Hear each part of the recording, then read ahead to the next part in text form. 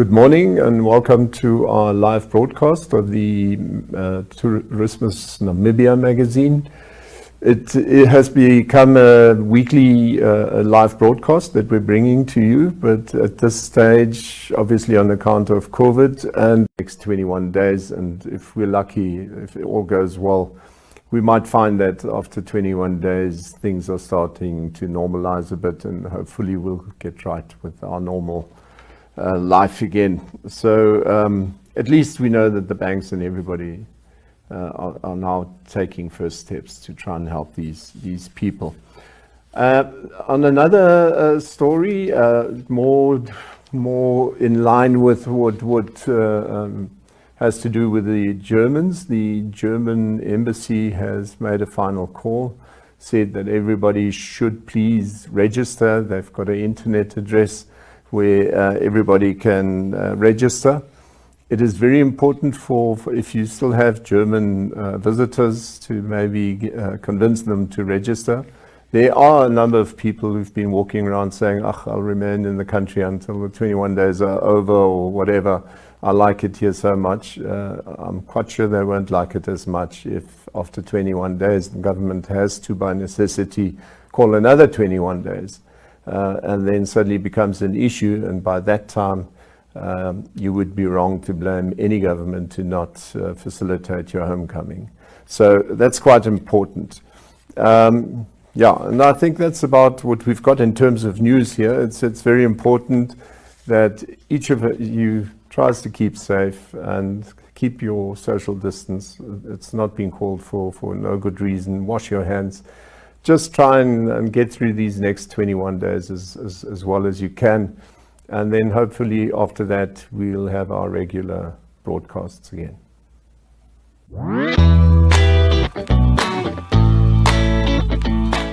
Everybody, as you can see, Chloe is back. Normally she always tells us about destinations. Welcome, Chloe. Thank you, Frank. I quickly invited her for a short interview simply because last week we were all still, I suppose, pretending that not each and every one of us is somehow being directly affected by the COVID-19. In the meantime, we obviously have the emergency call by the president, who wants to organize a curfew, which will and should take place since yesterday evening. How effective, we don't know yet. But what was the worst is Chloe was supposed to be on her way for 14 days. We quickly called her back because obviously we were a bit worried about the fact that you might just find yourself outside for 21 days. Chloe wasn't too impressed by what she saw, not in terms of nature. That is obviously very nice, but tell us a bit more. What's going on down there? Well, I obviously was concerned before leaving, but as a news company, we have to be on the ground, and I think it was really important for me to be able to experience what's going on. And I wasn't in the Bundus, I was in the Hardap region, so it's relatively close to Windhoek, but there definitely are still tourists around, and most establishments, I'll first start with the route to the destinations and the garages. Most of them were very good at having hand sanitizer at the doors before you enter, which I was impressed by, and there did appear to be more attention being paid to cleaning the bathrooms and keeping everything in order. The deeper you get in to towards Sossusvlei or towards the desert, it kind of gets less and less. And everyone who I spoke to did remark on the fact that there's significantly fewer people. But when it came to entering into the different lodges, or whether they were small or big, because I did a variety of camping and staying at larger places, it's obviously the topic of conversation amongst everybody. And the smaller businesses are the ones, obviously, who are really battling. One lady has to sell all of her cattle. Another gentleman has had to retrench his staff. Some say they retrench and still pay 50%. Other people are retrenching, paying 60%. Other people just had to let go of staff. And so obviously it plays on your mind. I mean, they all have families to support, but it also is affecting these smaller businesses because, you know, they will probably have to close down. So that was sad to see. But actually in the smaller businesses, there wasn't enough attention being paid to sanitizing and things like that. I actually had to remind a lot of people to shake with the elbow. And I think the more that we do that, the more we are educating. You know, that it's a natural thing for people to put out their hand to greet as you. 90% of the time I had to remind people, only because I was extra careful. I had to remind people that was the way to do now. it. Yeah, the new normal. And so the lodges were incredibly quiet, but I was impressed at how they were being resourceful. If we were the only people at the lodge, then they would bring all the people from the area to one specific lodge So to have add dinner, the numbers, yeah. to have dinner or whatever, to, you know, conserve energy and and everything like that. So that was towards the beginning of the time. But I did notice that, and it probably is a convenience thing, too often, if there were more than one party of guests, they would put them on top of one another. And I think at this time it would be very important, if lodges are to continue, to separate their guests, even if it is a little bit frustrating to have them dispersed. Most of the time we were two on top of one another. And so I was just careful. Obviously I was traveling with somebody who is in the older demographic, and so I was just extra careful with that. So I was impressed on the whole, but I think once you, when I finally made the decision to leave, it was also a large establishment who have prepared for disasters such as this, and they actually were sending most of their staff home and only keeping skeleton staff at the camp. And so actually my ranger, wonderful guy, we packed all of our luggage into the bakkie, and he didn't have a lift back to Windhoek, so we don't even have a double cab. He was sitting in the back with us. We drove, he came with us back to Windhoek. I think at this time it's very important to help other people, you know, like he could have been stranded out there with no way of getting home. And so they're keeping skeleton staff, but it appears closing the larger establishments that accommodate big buses of people. Because they can obviously not fill them.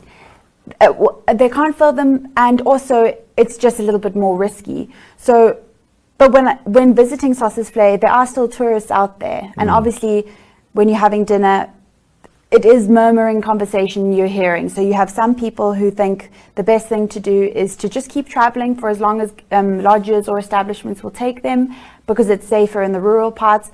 Other people saying that they must head home as soon as possible and be on lockdown. I don't think I spoke very much at all, because I was just listening the whole time, and it was just interesting to get the different perspectives. This interview would be too long if I had to go into the multitude of. But tell me quickly, the lodge owners, are some of them optimistic that it will come right again? I think, you know, with the larger establishments, like I said before, they have prepared in advance for something like this to happen, you know, but smaller establishments can't afford that. And so so the staff are being paid in full and have been returned home, apart from a skeleton staff that will remain at the smaller lodges, which they are more easily able to contain. Things that I would encourage lodges to do, and I mean, I'm no expert, but rather not having room turn downs if you are staying in kind of higher establishments, taking hand sanitizer with you and just wiping the light switches and things like that before you, because it's those kinds of things that you don't know who's been there before you. And so I was just very careful about that. And I think just keeping a distance, you know, they may put you at a table right next to somebody else, just quietly move outside and things like that. But when leaving, I cut my trip short, and obviously had the ranger in the back with us, and it's scary. It's scary for everyone. Yeah, because it's actually too close. It's now close to home, and even though Namibia is definitely ahead of the game in terms of, I mean, far ahead of even the US in how they've closed borders and they're taking it seriously. I have a sister who lives in China, and so I get a lot of information from her about, the reality of this, and another sister who's a doctor in Cape Town, and they've had their first 2 deaths there, and so I have to be realistic about yes, life can't stop. Yeah. But at the same time, this isn't something you can really mess around with. And once it starts getting into the rural areas, that's where I start to get concerned, because I'm actually, look, I mean, we're all experts if it comes to that. Yeah. But I still feel the more people are in the rural areas where the density is far more outspread. Yeah. The lesser the chance of everybody becoming sick. Yeah. Look, I'm not an expert, but I do believe that actually our biggest risk is if this thing starts spreading into Katutura or any of these places where we've got people who really not well off and who live under different circumstances to many others. So I'm saying Katutura. Katutura these days is a big town itself. So it's not the whole of Katutura. We're really looking at the western side, Havana, and those guys, the right in the back. So yeah, hopefully it doesn't affect us all. In the meantime, we'll probably only see you in 21 days.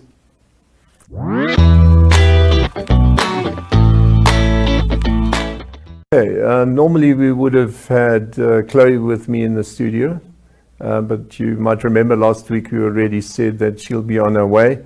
We actually called her in for an interview later on, which just gives you an idea of what's going on down in the south.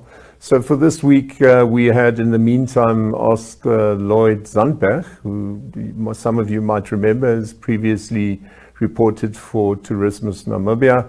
And I asked him to look for a couple of nice pictures and destinations and tell you about them. So one of my favorite places in Namibia is Lloyd Wine and Wildlife Estate in the south of the country. Lloyd is a 14,500 hectare oasis in the desert and boasts natural freshwater fountains and lush palm trees. It is here that they produce particular Lloyd wines and one of the driest vineyards in the world. They also have a very well-known volunteer program, day visitors, overnight guest facilities, and wine tasting, cheetah feeding, hiking, wildlife tracking, and a chance to participate in science and research. Lloyd is also part of the well-known conservation group, Nankuse. I had the opportunity to visit Ongava last year while they were still in the process of upgrading their research center. So Ongava is situated close to the Etosha National Park, and they also share a common boundary. In 1991, several families invested in the future by turning 4 unproductive cattle ranches in northern Namibia into a prolific 30,000 hectare private game reserve that is now a haven to large conservations of wildlife. Ongava has a lot of lions, they have rhino, and they also have a major genetic study facility where they, with research, try and conserve the nature. Sharing a common boundary with Etosha National Park, Ongava is considered one of the finest private game reserves in the region, enjoying global recognition for exceptional conservation, groundbreaking research, and exciting safari adventures. Ongava is a bit on the expensive side, but if you have a buck to spare and you've got a passion for wildlife, make sure to pay a visit. So I have been traveling to Kaohsiung for most of my life, considering that I have a family that works in tourism. So I am quite familiar with the area. Kaohsiung has a lot to offer in terms of its natural beauty, and obviously the magnificent Kunini River on the northern side of Kaohsiung is spectacular. The river has a lot of waterfalls, rapids, and then the Rukana Falls, and obviously the famous Ipupa Falls. If you travel that part of the area, the Marianfluss is definitely a must-see, and you can access that via the Van Sales Pass, the world-renowned Van Sales Pass. So if you're not too good with 4x4ing, make sure you have a qualified guide with you, because a lot of people have actually not managed to go down and had accidents. The Wahana River is home to the only place in the world where there is desert adapted animals, of which you will find lions and elephant. If you are a photographer, Kaokoland is a paradise, and you'll also find the Himba people in the Puros region. To me, I think all Namibians should visit this part of the country because it is extremely beautiful. Just make sure that you have a qualified guide with you, because it is very harsh terrain and one can easily get lost in the beauty. And before we leave you finally for this week, at least we've got one final picture of the week. This time it's from Martina Baumann. She's made a picture up in the Kunene region of the aloe asperifolia. So it's obviously aloe, which is home in, it's actually, you find it in that part of our world. The picture is simply magnificent. I mean, it looks like a real painting rather than a photo. So I hope you enjoyed this one last time until we speak again. As I said, in another 21 days. Stay healthy and stay safe.